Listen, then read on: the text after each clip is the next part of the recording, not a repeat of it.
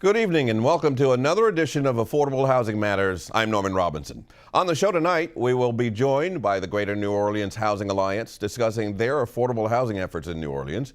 We will also meet with the Home Builders Association of Greater New Orleans to get the facts on home building and important consumer information. Information that matters when we return.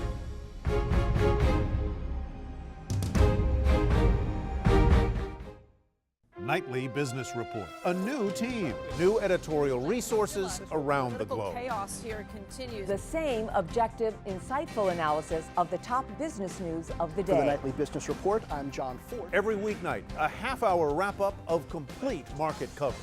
With the business and economic stories that are crucial to you. Television's longest-running business program. Nightly Business Report. Weeknights at 5:30 p.m. on WLAE.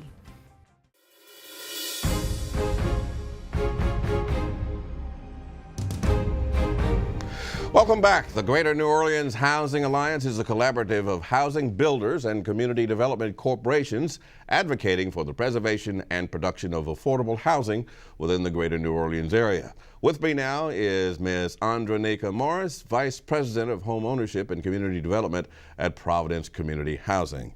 Welcome to Affordable Housing Matters. Thank you, Norman. Nice to have you here. What is the connection between your agency and GNOHA?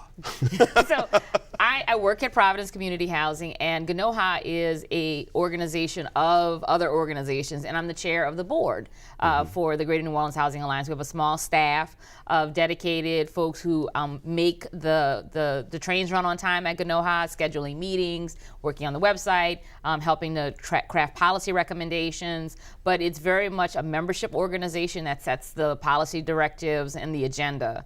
And so we've also been working in a different role for the last few months, or actually for the last year, managing the housing NOLA process. And so I'm kind of the captain of that, So of how that does team. how does that work, managing the NOLA housing process? So what we've done is pull together community members. We've got to get residents involved. We've got to get neighborhood members involved. We've got to get people talking about what they want to see in their own backyard, and also bringing public officials, policymakers, other developers, affordable housing advocates also to the table to talk about the reality of New Orleans' affordable housing and its housing situation. So what is the reality of New Orleans affordable housing, its housing situation? So the reality is that we've got almost 60% of people who live in New Orleans who are paying more than 30% of their income towards their housing costs, and that means that they're cost burden. That's for renters and for homeowners. And everyone has agreed if you're paying more than 30% on rent, mortgage, insurance, utilities, you're in danger of becoming homeless because you're living check to check.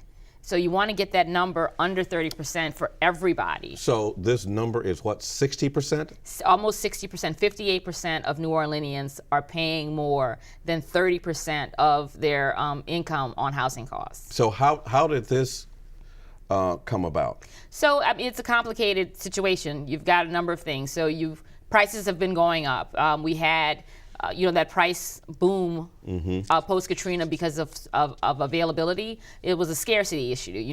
There wasn't a lot of product. There wasn't a lot of houses and apartments right after Katrina. And the market started to kind of calm down a little bit. But we've started to see an increase in prices. And it's taxes, property taxes going up. As value goes up, property taxes go up. Insurance. That's a big issue for renters, especially renters and homeowners. Insurance goes up, that gets passed on to renters the same way it gets passed on to homeowners. And everybody who's been looking at their insurance, their flood insurance rates knows that that's increasing. Then you've also got utilities. Those have been going up as the infrastructure gets rebuilt in the city. There's been increased costs. We have an older housing stock, old apartments, old buildings that are drafty, so people are paying a little bit more, and so it's just going up. So and you've got prices going up. So now here's the big question. What are you going to do about it? So we're putting together a 10-year plan to deal with it. We have calculated that we need 33,000 apartments and homes and opportunities to get that number down to zero. And we're going to aim for zero, knowing that we're probably not going to get there, but we want to do better than 58%. So how do we get How do we get Yeah, that number? So what do we do? So first we got to prioritize. We got to talk about what investments go where. After Katrina, there was billions of dollars that came into the city, into the state and into the city to help rebuild. Those funds are going away. We just commemorated the 10th anniversary of Hurricane Katrina. And so programs like the small rental program and the road home program, those are winding down. There are tax credits that are out there, low-income housing tax credits that can be used. The Housing Authority, the HBANO public housing units new units are going to get built, as well as the New Orleans Redevelopment Authority. All of those funding sources have got to work together, and prioritize. And that priority has to be set by community. So we're looking at where investment needs to go first. And so everybody kind of caucusing around that area, or putting that area first, or those neighborhoods first, and then moving on to the next priority. Is it home ownership? Is it rental? And so we're still working through that right now, but before the end of the year, we will have a roadmap that everybody can follow and know what community wants and what's possible given the dollars that we know are coming. So have you, in developing this plan, have you gotten all the stakeholders to the table? It's been tremendous, actually. We've gotten cooperation from the state of Louisiana, their Office of Community Development, the Louisiana Housing Corporation, the Housing Authority of New Orleans, the New Orleans Redevelopment Authority, the Finance Authority of New Orleans, and the City of New Orleans, their Office of Community Development. The city council members have all been sending representatives, have all been participating in this process. And we've gone to every council district, had community meetings starting in October of last year. We spoke at the Neighborhood Summit last year. We had a housing summit earlier this year. We've been doing meetings out in New Orleans East, out in the West Bank, uptown, everywhere we could think of, going to talk to people, visiting neighborhood associations to talk about this. And we put it on our website so people can comment there. And people have been responding. People have been participating. We went out to Jazz Fest. We went out to Jazz in the Park. We went out to Lafayette, Wednesdays at Lafayette Square, to talk to people where they were comfortable, second lines, to say, what is it what do you know about this issue? How does it affect you, and what do you want? And so we're very proud of the fact that we've pulled together such a diverse group of people who don't necessarily always agree, but trying to educate everybody about the facts so we can make some informed decisions. What is the alternative if this does not the alternative is materialize? If you live in New Orleans, you know that this year you're paying more. Everybody is paying more if it's $25 or it's $100, and that's going to continue. And it's going to get to a point for more people that increase is going to become less affordable. If it's $25 today, if that keeps going, in 10 years, you'll be paying $250 more than you were last year in 2014. For some people, that might be manageable. For some people, that might be affordable. But we know for most New Orleanians, it's not going to be. And so we're going to start looking at people getting pushed out of their neighborhoods, pushed out of the city.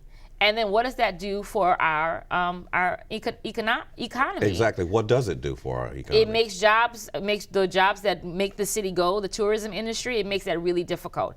If you can't get to work on time, then you won't have your job. And then how does that affect your employer? If a number of their employees can't get to work on time, they can't be close by in case of emergency, if they have to work a special shift or things like that, and people will become disenfranchised and pushed out, and it's going to have a bad effect on the economy. It's a cascading effect.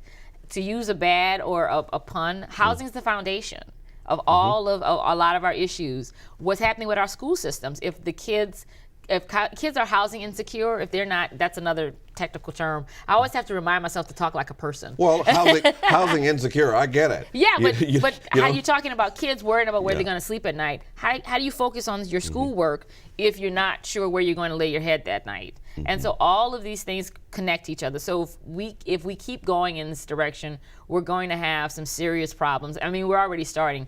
58% of our folks live in check to check.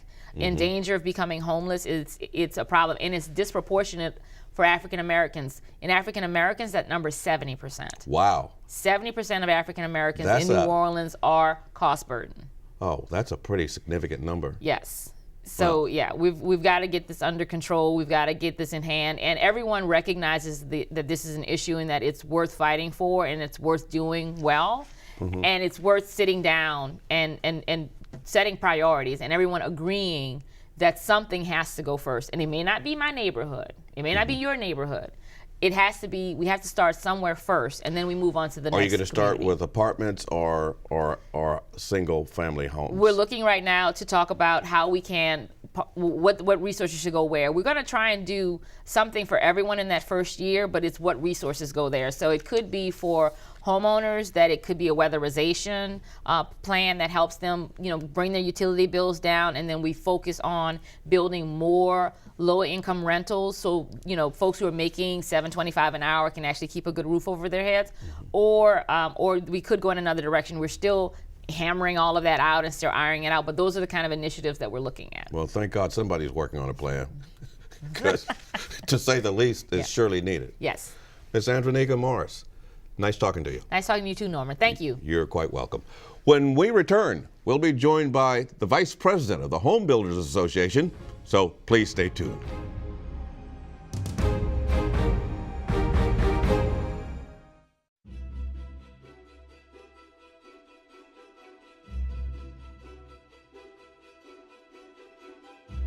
As the Planetary Lakelander project enters its second year of operation, new software and sensors are being added to the prototype system. At NASA Ames in California, project leader Dr. Natalie Cabrol explains how these updates will change the robot from a simple testing platform to a robot capable of communicating changes in its surroundings. In year 2, the Lakelander is going to look different from what it looked in year 1. The Lakelander gets the data from the lake and then send the data to the shore station. And the shore station then send the data to the satellite, and the satellite relay that data to the ground data system that we have here. It's a network that allows us to now get in a more real mission configuration. Basically, the robot has the capabilities to email us a status saying, I'm fine, I'm not fine. And it also has the capability of calling us. And that will be an interesting thing to have, because when events happen, a storm, a change, then that might be a way the robot can warn us that something is going on. For more information on these topics, go to the astrobiology website at astrobiology.nasa.gov.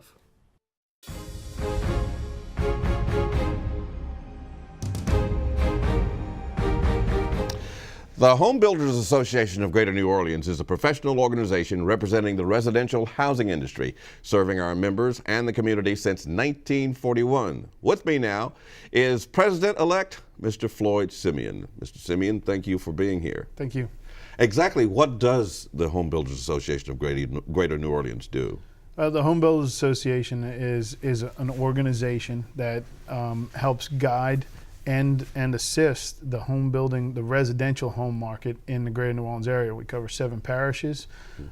We try to be involved in all things as far as policy and assisting other builders, our members, and anything to do with home building. All right. How to what extent are some of your members involved with affordable housing projects? We have over 1,000 members in our organization, so some of them are involved with affordable housing in different programs. There's many different programs involved with affordable housing where some monies can be gained to help people getting a first home, also people who are having trouble financing a home, and the important thing is to get people into housing. Why is that important? It's the bedrock of being a part of America. You have to have a place to raise your kids, your family. You need a place to live when you get older. Apartments are fun when you're younger, but when it's time to have a family, you need a house. So this all moves people in the right direction. It gives them some family stability, sure, and some stability for that family's future. And financial stability. And financial stability. Sure. Right. Now, how has housing ownership in the Greater New Orleans area changed over the past 75 years? Well, if you look at the maps, it's changed tremendously. I mean, if you go back 75 years, Jefferson Parish was just a marsh. A lot of New Orleans probably was as well. When you look at the areas, some of the more interesting changes came about post-Katrina. Areas that were unaffordable to first-time home buyers became affordable. Also areas where, changed in many ways demographically. They changed as far as what was available in the area for restaurants and businesses and things like that, and it's evolved tremendously. Now, geographically, this area is challenged as far as land is concerned. That's correct. So what kind of obstacle does that create for people in the home building industry? Well, as you said, because of the geographical boundaries, you don't see things like neighborhoods being developed. You don't see a gated community and roads and new utilities being put in. So typically with builders in our area, you need to find a lot or a building that is no longer useful or a building that needs to be renovated. So there's a considerable amount of renovation that goes on in our market, along with new construction. You can see a lot of this in the CBD, where a lot of old buildings and warehouses are being renovated into apartments and different types of housing as well. So what's the future for that, those types of projects in the coming years? Well, it's always ongoing in our area. Somebody always wants to renovate or update something. There's a lot of old houses that are always being worked on. People get in different financial situations and they decide to move forward as far as renovating a house they've always wanted to renovate. Sometimes lots become available, sometimes buildings come down, things like that. And you also see a lot of exciting things happening in Jefferson Parish. If you look at Veterans Highway and you see the change in just the businesses facing veterans, it's become some real prime real estate for businesses, and everything has a new facade on it, a lot of restaurants, a lot of landscaping happening, and it's good housing there. And you also see things like Lakeview, the Bywater. A lot of things have changed tremendously post-Katrina. What about housing styles? I noticed that a lot of condominiums are being constructed now. Well, you'll always have multifamily dwellings, which are important to support the community. You have to have somewhere to live before you can afford the house, right? Or sometimes at different times in people's lives, the multifamily dwellings are a better option. As far as the housing goes, a lot of times in New Orleans, you're going to see the tendency towards traditional New Orleans houses. Because and a lot of neighborhood associations demand it as well. They don't want to change the look of that area. They want to keep it similar. But some of it's brand new. It just has been built in the keeping of the older style. Now, which areas of the metro are the most fertile for renovation? That's a good question. You would have to, I mean, when you look at mid-city post-Katrina, that just really blew up, and also the price per square foot went way up. You saw a lot of development push out into the Bywater. A lot of old houses were renovated, and it's a very vibrant area now. What you're also starting to see is Lakeview is almost completely redeveloped now. There's less and less lots there. The lots have moved up in value to the point that it's hard to buy one, build a house, and sell it and make a profit. So typically those houses are built as custom homes for clients. And then now you're starting to see out by the lakefront area, like Lake Vista area and things like that, are seeing more and more renovations. So we're going to see a lot of activity around renovations simply because we have so much housing stock. That's right. Well, it's not an overabundance of housing stock. There's plenty of it, but it's always revolving. There's always going to be somebody buying that house in that area and has a new idea of how they want that house to be, especially on the inside. Are we looking at traditional aged home buyers, or has the age parameter changed for home buyers? I don't know that statistic specifically, but I would say it's probably a little bit older. It seems that people are getting married a little bit older now, and that's when people start looking at that first-time house, when you're starting that family. So I would guess it's a little bit older than it would be, say, 20 years ago. So is that the nature of the economy now, that it takes people longer to get a down payment or to become financially stable? Well, things became more strict. In 2008, when a lot changed in the financial market with the banks and the requirements to purchase a house, down payments, but there's still good loans out there available, and it's actually affordable again. You can get FHA-backed loans, and you can get that first-time home buyer loan without the huge down payment. to build or purchase that house that already exists. I read somewhere in the Wall Street Journal that they were concerned about, they're concerned about another housing bust. Is that on your radar? Yeah, they're always concerned about something. We're building and our area is doing well, and I mean it's continuously looking better and better. So the future looks good for the Metro New Orleans area. I would say so. Even, the CBD looks really well. Is that because of you're getting an influx of people moving back into the city because of the concerns about energy costs, fuel costs? That would be a hard thing to say. I'm not sure what jobs are available in the CBD itself. I think it's more of an interest of a trend of living in that urban environment, and some of the businesses that have popped up there, the restaurants and the bars and the grocery stores that are in the CBD that make it convenient to be down there now. But then again, you're looking at multifamily, and then as somebody maybe meets somebody, gets a little older, gets married, then they want to move out of that CBD and they're looking for a house. Mm-hmm. But they're still looking for a house in the city someplace. Often, yes. Often, more often than not, especially now. Sure. Yeah, now. So what is the upcoming big event for the Home Builders Association? Well, we're coming into our 75th year. So we were founded in 1941. It makes us the one of the oldest HBA associations, home builders associations in the United States. And so we have our 75th anniversary coming up. It's going to be at the New Orleans Lakefront Airport. We chose the location because it's historical like we are. It's beautifully renovated. It's going to be a nice location, a nice event.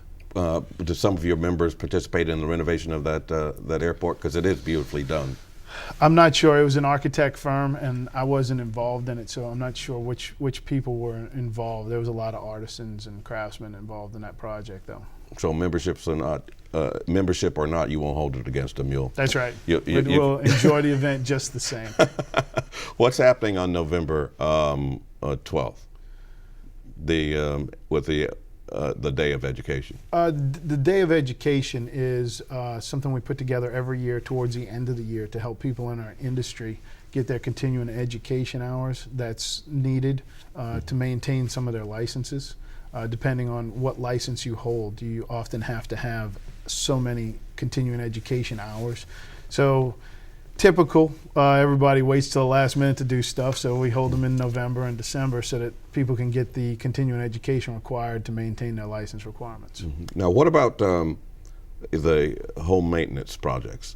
There, as I understand, there are 5 top home maintenance projects that a homeowner needs to be cognizant of, that a homeowner needs to for instance, inspecting the roof, which a lot of these are. A lot of these are commonsensical kind of things. I'm not sure of the 5 items. I mean, we typically, when we turn the keys of a house over to a client, most of our guys educate that client as to what to keep an eye on, HVAC systems, heating, cooling, plumbing, water heaters, roof, of course. A lot of people don't get up on their roof. I'm not comfortable with it, but you can always call out one of our guys to take a look at your house. Typically, everybody gets concerned about inspections closer to a storm. When a storm's en route, then they're wanting to check that roof and make sure everything's battened down properly. Yeah. Well, Mr. Simeon, thank you for joining us. Yes, thank you. Enjoyed the conversation. I would also like to thank our guests from the Greater New Orleans Housing Alliance. For more information on our guests on this show and others, please visit WLAE.com and click on the Affordable Housing Matters link. There you can get in contact with every guest we've had on our program. Also, tell us what you want to see on Affordable Housing Matters by emailing us at ahm@WLAE.com. Thank you for joining us this evening. I'm Norman Robinson. Have a good night.